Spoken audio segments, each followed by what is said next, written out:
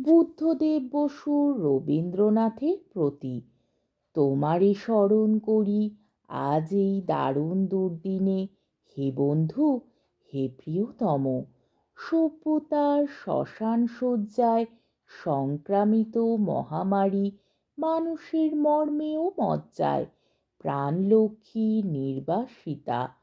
রক্ত পাই উদ্ধত সঙ্গিনী, সুন্দরীরে বিদ্ধ করে মৃত্যুবহ পুষ্পকে উড্ডীন বর্বর রাক্ষস হাঁকে।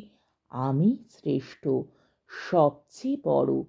দেশে দেশে সমুদ্রে তীরে তীরে কাঁপে থর থর উন্মত্ত জন্তুর মুখে জীবনের সোনার হরিণ। প্রাণ রুদ্ধ, প্রাণ স্তব্ধ, ভারতের স্নিগ্ধ উপকূলে লুব্ধতার লালা ঝরে। এত দুঃখ, এই দুঃখ সহ ঘৃণা, এ নরক সহিতে কি পারিতাম। হে বন্ধু, যদি না লিপ্ত হতো রক্তে মোর, বিদ্ধ হতো গুরু মর্মমূলে তোমার অক্ষয় মন্ত্র।